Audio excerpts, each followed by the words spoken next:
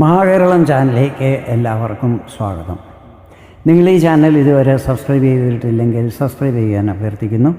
അപ്പോൾ അടുത്തുള്ള ബെല്ലൈക്കണും ക്ലിക്ക് ചെയ്യുക. അപ്പോൾ എൻ്റെ പുതിയ വീഡിയോയുടെ നോട്ടിഫിക്കേഷൻസ് നിങ്ങൾക്ക് ലഭിക്കുന്നതായിരിക്കും. ഇന്നത്തെ എൻ്റെ ഈ വീഡിയോ മിഥുനം രാശിക്കാരെ സംബന്ധിച്ചിടത്തോളം വളരെ പ്രധാനപ്പെട്ട ഒന്നാണ്. 2025 മാർച്ച് 29 ശനിയാഴ്ച രാത്രി ഏകദേശം 11 മണിക്ക് ശനി തൻ്റെ സ്വരാശിയും മൂലത്രികോണസ്ഥാനവുമായ കുംഭത്തിൽ നിന്നും മീനത്തിലേക്ക് രാശി മാറിയിരിക്കുകയാണ്. ശനി നിങ്ങളുടെ 8ഉം 9ഉം ഭാവങ്ങളുടെ അധിപനാണ്. രാശി മാറിയിരിക്കുന്നത് നിങ്ങളുടെ 10ാം ഭാവത്തിലേക്കാണ്. 10ൽ ശനി നിൽക്കുന്നതിൻ്റെ അർത്ഥം നിങ്ങൾ ഈ സമയത്ത് കണ്ടകശനിയുടെ പ്രഭാവത്തിലാണ് എന്നാണ് മനസ്സിലാക്കേണ്ടത്. 2027 ജൂൺ 2 വരെ ശനി മീനത്തിൽ തന്നെയായിരിക്കും നിൽക്കുന്നത്.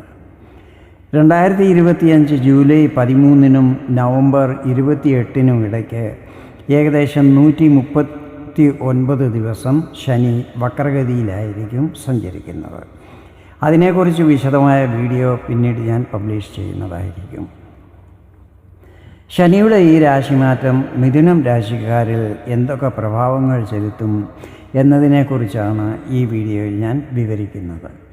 ഞാനിവിടെ പറയുന്നത് ചന്ദ്രഗണനയെ അടിസ്ഥാനമാക്കിയുള്ള ഫലങ്ങളാണ്.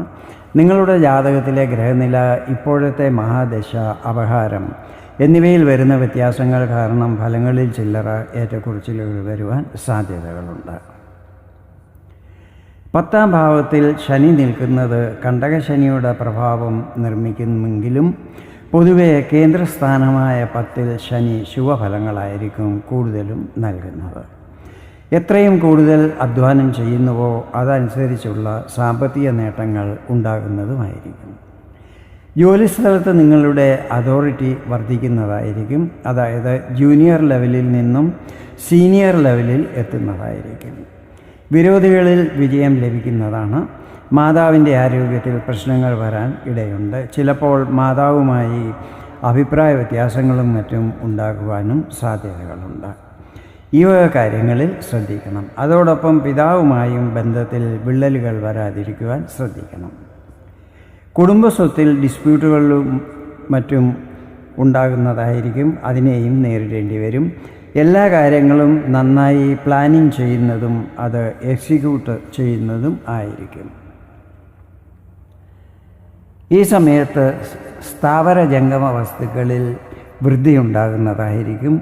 ഗവൺമെൻറ് ഡിപ്പാർട്ട്മെൻറ്റിൽ നിന്നും ഉണ്ടായിക്കൊണ്ടിരുന്ന തടസ്സങ്ങൾ മാറിക്കിട്ടുന്നതായിരിക്കും. അതായത് പുതിയ ടെൻഡർ ലഭിക്കുക, നേരത്തെ ചെയ്ത വർക്കുകളുടെ ബ്ലോക്കായി കിടക്കുന്ന പേയ്മെൻറ്റുകൾ റിലീസാവുക, മറ്റ് ടാക്സ് ഡിപ്പാർട്ട്മെൻറ്റുകളിൽ പ്രശ്നങ്ങളുണ്ടെങ്കിൽ അതിന് സൊല്യൂഷൻ കണ്ടെത്തുക, എന്തെങ്കിലും പെർമിഷനും മറ്റും അപ്ലൈ ചെയ്തിട്ടുണ്ടെങ്കിൽ അത് ലഭിക്കുക. ഇങ്ങനെ ഗവൺമെൻറ് ഡിപ്പാർട്ട്മെൻറ്റിലെ എല്ലാ കാര്യങ്ങളും നടന്നു കിട്ടുന്നതായിരിക്കും. ഗവൺമെൻറ് ജോബുകൾക്ക് ട്രൈ ചെയ്യുന്നവർക്ക് അനുകൂല പരിസ്ഥിതികൾ നിർമ്മിതമാകുന്നതായിരിക്കും. സൂര്യദശ, ശനിദശ എന്നിവയുള്ളവർക്ക് കൂടുതൽ പ്രയോജനങ്ങൾ ലഭിക്കുന്നതായിരിക്കും. ഈ സമയത്ത് ഉന്നത സ്ഥലത്തുള്ളവരുമായി കോണ്ടാക്റ്റ് വർദ്ധിക്കുന്നതാണ്. ശനി ഈ സമയത്ത് കൂടുതൽ പരിശ്രമം ചെയ്യിക്കുന്നതിനാൽ ചില സമയത്ത് അത് കാരണം ശരീരക്ഷീണം, ജോയിൻറ്റ് പെയിൻ എന്നിവ അനുഭവപ്പെടുവാൻ സാധ്യതകളുണ്ട്. മിഥുനം രാശിക്കാർ എപ്പോഴും ഒരു കാര്യം ഓർമ്മിച്ചിരിക്കണം. ഷോർട്ട് കട്ടിൽ കൂടെയോ ഇല്ലീഗലായിട്ടോ പൈസ സമ്പാദിക്കുവാൻ ശ്രമിക്കരുത്. ഇതിൻ്റെ പ്രതികൂലമായിട്ടുള്ള ഫലങ്ങളും ഹാനികളുമായിരിക്കും ഉണ്ടാകുന്നത്. ശനി ഭാഗ്യസ്ഥാനമായ 9ാം ഭാവത്തിൻ്റെ അധിപനാണ്. ഈ സമയത്ത് ഭാഗ്യസ്ഥിതികൾ നിങ്ങൾക്ക് അനുകൂലമാകുന്നതായിരിക്കും. കാര്യങ്ങളിൽ നേരിട്ടുകൊണ്ടിരുന്ന തടസ്സങ്ങൾ മാറിക്കിട്ടുന്നതാണ്. ദൂരയാത്രകൾ ചെയ്യുന്നതായിരിക്കും. ചിലപ്പോൾ ഇത് വിദേശ യാത്രകളാകുവാനും സാധ്യതകളുണ്ട്. ഉപരിപഠനം ചെയ്യുന്ന വിദ്യാർത്ഥികൾക്ക് സമയം വളരെ നല്ലതായിരിക്കും. ഈ സമയത്ത് ആധ്യാത്മിക കാര്യങ്ങളിൽ രുചി വർദ്ധിക്കുന്നതായിരിക്കും.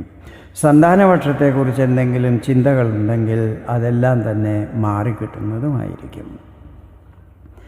ഇനി ശനിയുടെ ദൃഷ്ടിഫലങ്ങളെക്കുറിച്ചാണ് പറയുന്നത്.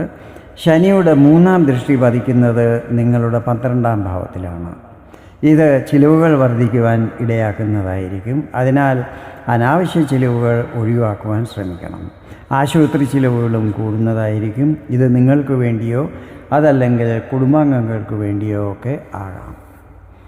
ശനിയുടെ 7ാം ദൃഷ്ടി പതിക്കുന്നത് നിങ്ങളുടെ 4ാം ഭാവത്തിലാണ്.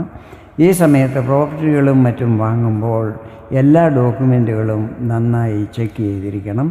അല്ലാത്ത പക്ഷം പിന്നീട് ഡിസ്പ്യൂട്ടുകൾ ഉണ്ടാകുവാൻ സാധ്യതകളുണ്ട്. മാതാവുമായി ബന്ധത്തിൽ വിള്ളലുകൾ ഉണ്ടാകാതിരിക്കുവാൻ ശ്രദ്ധിക്കണം.